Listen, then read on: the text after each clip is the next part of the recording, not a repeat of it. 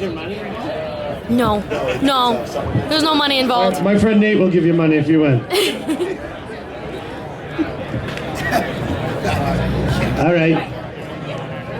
So we are here with the one and only Tiger Fitness. How do we say it? Boo! Yeah, you got that. Marc Lobliner, who's had a ton of success, for many years now, but just recently you're exploding and reaching in many different directions.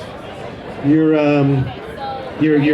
bar line here is unbelievable. This is the Outright bar, and tell me a little bit about the bar. Thanks for having me, by the way. This is great. It's been a long time, since before the apocalypse of 2020.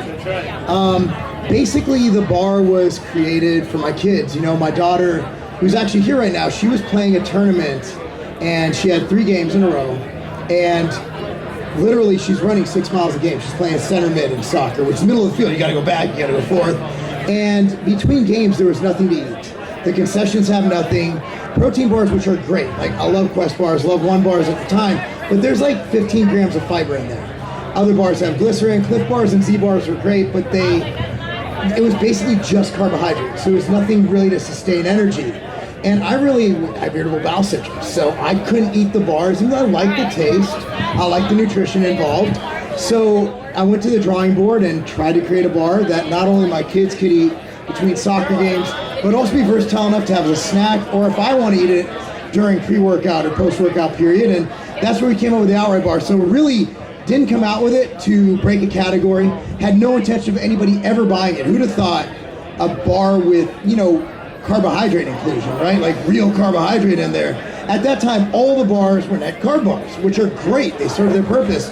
But I never thought it would be where it's at right now. So that's where the bar came about. And since then, we're in 10,000 plus locations. We got Target on board. It's been a hell of a ride, man. It's been a hell of a ride. Where did you come up with the name? Honestly, we just wanted something that really conveyed the message of the bar. Outright wholesome, outright good, outright awesome. And honestly, if you've ever named a product, I know you've come out with things in the past, there's not many names available. So you come up with words and you just put it in Google. And my wife came up with Outright, and it wasn't taken. I can't believe it wasn't taken. The website wasn't taken, and it just fell into place. So thank God, because I think it's a phenomenal name for what it does. It's outright successful. Yeah. So we also wanted to ask you about the social media thing. Like, I know you told me a funny answer earlier, but what made you so comfortable with the social media aspect, coming out with your YouTube? And that was a huge, if not the biggest part of your marketing. I watch all your videos, even if I don't mean to. I'd be, scrolling along and it pops up. It's the next video that pops up. And then I hear, raw, boom, and it sucks you in. It's really creative. And what made you so good at that? Honestly, I wouldn't. There's so many people way better than me. Like, you watch someone like how Mike Rashid delivers stuff and different shticks. For me, I never wanted to do social media. I always wanted to be, believe it or not, in the background. Like the public thing, I like it. I like people. But filming everything was just weird. In fact, it was my partner's idea in 2011 to do a YouTube channel for product reviews on Tiger Fitness. And this is before we had our own stuff. This is before and all I did a video on Oxy Elite. And next thing you know, it had like 80,000 views. I didn't want to do it, but my partner's like, hey, Google owns YouTube. So I'm like, huh. So we simply did it for that search function is when we started it. I'm not going to lie and say, I want to talk to the people. No, I honestly was trying to get the website out there and pay some bills, right? So honestly, just being out there, what I found, it just progressed. We went from product reviews to training to diet to supplementation to opinions, and it keeps evolving. I don't know where YouTube's going. Obviously, it's way more crowded now. Like videos I used to be able to get like 100,000 views on, I'll get like 2,000 views on. But my theory is always is, people want to see it, they'll watch it, and you never know who's going to see it. I want to keep doing it. For me now, it's just my way of communicating with people. And what we found, Like, look at the world now. I think YouTube is so far ahead of the game in that things have gone to Zoom calls. We're not doing, video conferencing for meetings. Now our way of communication has become so social media based. And for me, I just like people. And I like talking. I've always said, I'm confident what I know. So if you're going to speak on something, at least know the topic. Know what you're talking about. And be genuine. At least that's how I do it. There's a lot of people who do really well doing exactly the opposite. But for me, it was just about getting out there and just letting it progress. And the main mission being to help people. I see that. I was going to say that before you did. You know a lot about a lot of things. Like, you cover a lot of subjects. You may not be an expert in every one, but you do know enough to be able to ramble on and make a good video about multiple things. We can't all be experts. Like, I like when you have an opinion on something and there's experts. It's like, well, do you have a PhD in that? Or do you have this? Well, actually, I can read. I can have an opinion on something and I can give that. There's no law that says that I can't give an opinion about things, that I can't take what I know about something and apply my knowledge and my experience to opine on that issue.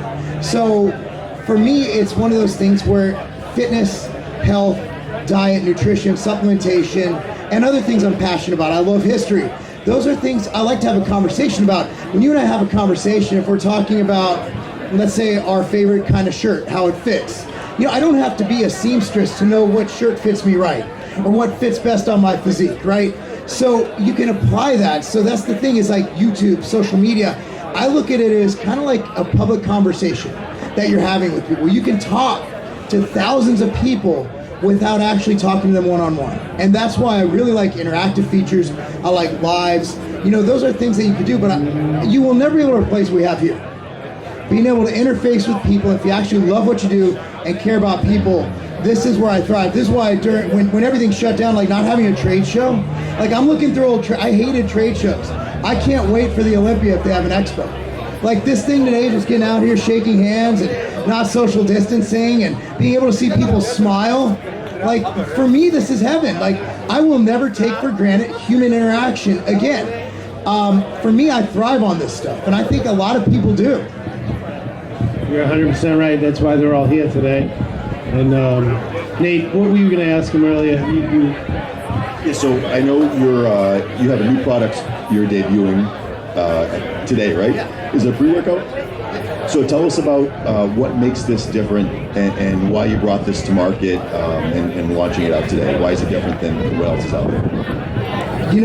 With pre-workouts, I can sit here and bullshit everybody about this best concoction of synergistic ingredients. At the end of the day, what we decided to do was actually formulated on accident. Brent, who actually owns Carbon alongside Brandon, he has a facility called Armada Nutrition. And we were just doing videos on behind the scenes in the industry. Like, oh, here's how pre-workout's made. And then we're like, let's just make it. And let's do everything. I'm like, well, if we're gonna make it, why don't we launch it? So we literally put together what we felt was a complete and total pre-workout, which addresses everything from mental focus, energy, to cell volumization, to creatine, beta-alanine, and betaine for, to promote a nice anabolic environment for muscle growth. And that's where we came out with Sniper. So I could sit here and be like, this synergistic blend and put a proprietary blend. No, it's just some really epic proven ingredients that we thought would do really well. We packaged it up and it's made in a very, very good facility. So I like to call it the most transparent workout pre-workout ever created, because you literally saw it from before. It's like being able to meet the couple before their first date and before they have sex and before they have kids, and then seeing the kids grow up, get married, and do all that. So for us, it's the complete inception of the product, from childbirth to from actual conception to going to college. That's where I think it's really cool. Yeah, so it's called Sniper, right? Where can they get it? They get it right here. Yeah, they can get it. They have it inside. Don't know where it's at. I haven't even looked at it since I've been here. Yeah. Inside the gym. Yeah, they'll have it. Awesome. So you're going to be competing mid-December in Masters USA's. So what made you, with everything you have going on, with the social media stuff, with MTS Nutrition, what made you want to get back into competing? I know Brent owns a facility just did a show. I always find it fascinating when people don't have to do it, probably don't have the time to do it, but make the time because it's important to them. So what made you want to get to the stage this year? You know, I honestly am afraid of getting old. I'll be real, like I'm 40, you know, and you know, my kids, like my daughter is playing varsity soccer at 14 years old. She's in high school. You know, I just met some kids who go to her high school who knew who I was. You know, it's crazy, like, oh, I'm a senior at Ravenwood. I'm like, oh, my daughter's at Ravenwood. I'm like, and you know who I am? That's weird. I don't want to be old. You know, I see other dads, and I don't want to like disrespect dads. I don't want to disrespect soccer dads, but I go out to the soccer field and I see these guys just like, they're normal. And I don't know, like, I always like being different. And for me, competing is just, it's in my blood. I'm not the best. And for me, competing is the epitome of kind of, I don't have the greatest genetics. I don't have the greatest muscle insertions. You know, I have kind of a funny physique. I know my arms are too small for my torso. I like when, I'm sure you get this, people will point out something you know is wrong with you. It's like, I have a mirror. I have like 40 mirrors. I have a big ass house. I have a lot of mirrors. I can see all of these faults. It's like, hey man, your arms are too small for your back. I'm like, I know. And have you ever tried hammer curls? Nope, never done a hammer curl in my life. So for me, it's part of work. And I think every entrepreneur, and you've had great success in building yourself and your persona, and obviously being a world-class bodybuilder, who, by the way, I've always admired your conditioning. In fact, when I look at conditioning and I want to get ready for a show, I will use your name as like, I want that guy, I want that guy's conditioning. You know, you are the epitome, and that's the epitome of work. And so for me, someone who isn't blessed with the muscle bellies and the roundness and the Phil Heath genetics, right? For me, I have to win by, well, getting nasty like you got. I have to get shredded. And for me, nothing displays hard work and nothing displays sacrifice and dedication more than a grainy, shredded physique. And I'm sure as someone who competes on that you see the same thing. When I see a show, I know what it takes to get there.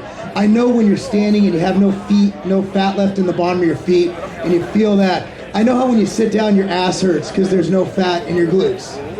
And for me, that's a metaphor for life. If you could take it there. Luckily for me, I have good genetics to stay lean. So for me, I only had to lose, honestly, I didn't have to lose much. Just had to tighten things up a little bit. My carbs are still over 500 grams a day. Like, I'm feeling real, I've never felt healthier. And I'm not doing anything crazy, like just the bodybuilding thing. Like, I'm on medically prescribed HRT. So I feel amazing right now. This is the best I've ever felt. So I don't know if it'll be like that in 5 weeks, but right now, if I could stay here, like mentally, and honestly, like I see my kids compete and I'm jealous of them. Like my kids have a purpose for training, right? Like my daughter is deadlifting 345 pounds at 14 years old, and I'm like, I can't let my 14-year-old daughter kick my ass. And I think she can out deadlift me, so yeah, she's right over there. She'll love me for doing that. She's a freak. She's a beast. So I always like to lead by example, and I can't have my kids compete and do epic stuff, and I'm just like, oh, well, my glory days are behind me. I don't think that's a good example. That's a great answer. And touching on what you were saying, I felt the same exact way when I was competing as a pro. Like, I didn't have the greatest genetics when it came to shape. You know, I might have had a little thicker waist, and I had to rely on being the hardest worker there to get in shape. That was the only thing I could do, was come and peeled to have a shot. So I agree with you 100%. That metaphor goes with everything you do in life. If you work like you have the worst chance in the room, and you got to do everything you can, then you're sure to succeed in one way or another.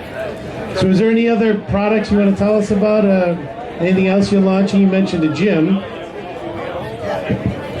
So one cool thing that we're doing is, if anybody's heard of CT Fletcher, it's a family event, Emmer effing set. So CT Fletcher has Iron Addicts. CT Fletcher is actually a partner in Ambrosia, which is a company I own alongside Mike Rashid, Sean Torbati.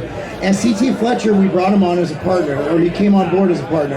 And CT is honestly, and everybody who's met CT will tell you he's the most genuine. And you've met CT, he's such a nice, just kind-hearted man. And you know, he owns this gym, but CT has a lot going on. He's getting older, and CT's still a part of the gym, but with Mike, myself, and Sean, we're coming behind him in the gym. It's still his baby.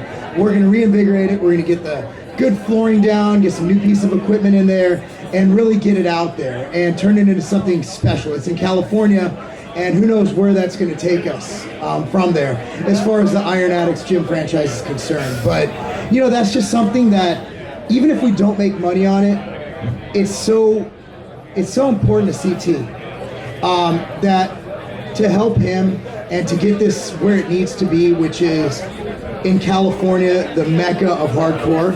I mean, Gold's Gym is Gold's Gym. We know what it's been and what it is now. It's not what it used to be. But Iron Addicts, it's a nice boutique, yet hardcore gym, but we're gonna make it, it's gonna be cleaner, it's gonna be perfect for people who wanna film. For me, it's just something I think if we didn't do it, it would be wrong. Well, I think with your passion and your excitement in the group that you put together there, you guys will be very successful. I love your attitude and your energy, man. It's contagious, and you're going to be a huge success in everything you do moving forward. I really appreciate you coming and talking to us. So good luck with everything moving forward. I know you don't need it, but thanks again. And you'll help I can get. Yeah, we all can. Thank you.